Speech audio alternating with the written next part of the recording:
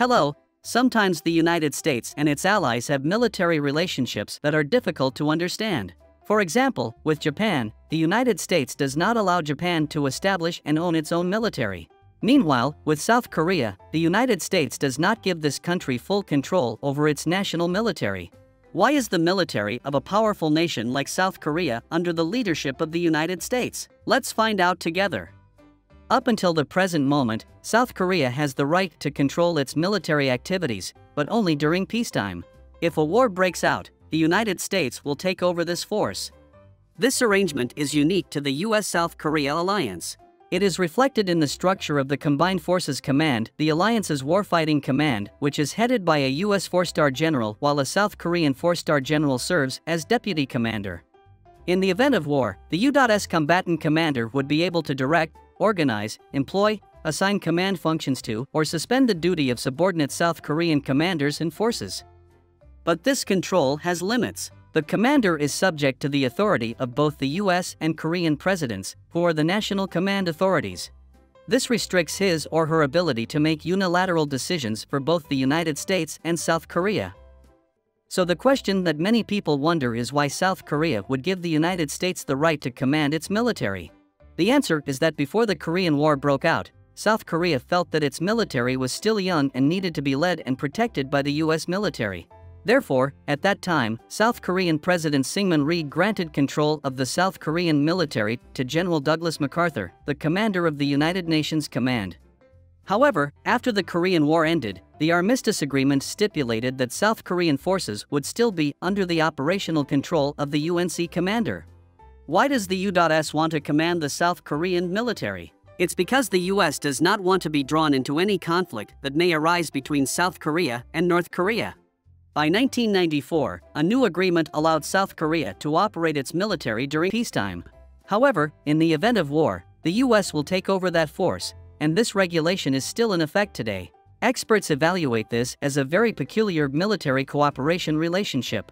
Around the world, many countries have military cooperation with the US, with US troops stationed and working together. For example, in the past, the United States has controlled the activities of multinational coalition forces led by the US in places like Iraq and Afghanistan. But in these cases, the US only sent its own forces and commanded them. The armaments of the countries involved were still under their own control. Furthermore, the military alliances that the US controlled only operated for a certain period of time, not like in the case of South Korea. This structure has become permanent.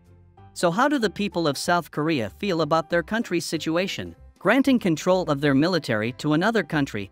The answer is certainly that they are not satisfied. Not many people in the United States have heard of operational control. But most South Koreans know and are very concerned about this, especially now that information technology has developed, people's political awareness has increased, and they increasingly oppose the US control of their military. They believe that controlling the military is a way of asserting national sovereignty, and if the military is in the hands of another country, it is no different from the country falling into the hands of outsiders. Moreover, in the tragic event that occurred in 1980 in South Korea, the people feel even more resentful. Specifically, in that year, protests broke out and South Korean leader Chun Doo-hwan used force to suppress the protesters, causing hundreds of people to die. What is noteworthy here is that the South Korean military, under US control, did not take any action to prevent the crackdown on the protests, causing many people to die unjustly. This made it seem as though Washington was complicit in the massacre, or at least could have done more to stop it.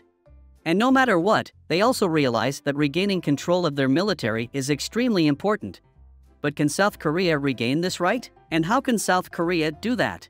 The issue has been discussed between US and South Korean leaders. The US agrees to transfer control of the military to South Korea if three conditions are met. The first is military capability. South Korea must meet these conditions so that the US can confidently hand over leadership of the US-South Korea military alliance to activities in the region. The second condition is essential capability, meaning the factors needed to deal with the nuclear threat from North Korea. And finally, the third is a favorable security environment for the transfer of power. In 2019, the US and South Korea held a large-scale joint military exercise. The event was very significant, not only as a warning signal to North Korea, but also as a test of South Korea's ability to assume control of the operations of a US-South Korean combined force. This was also the first time that South Korea was tasked with leading the exercise. It is very possible that in the future, South Korea will be eligible to regain control of its military. Recently, the US has also conducted large-scale military exercises and strengthened military cooperation with South Korea, along with important nuclear weapon agreements. What do you think about South Korea losing control of its military? Is it worth exchanging for the benefits that the US brings to South Korea? Let's discuss. Thank you for watching the video. Please leave your comments and subscribe now to never miss a video, and let's learn together. See you again.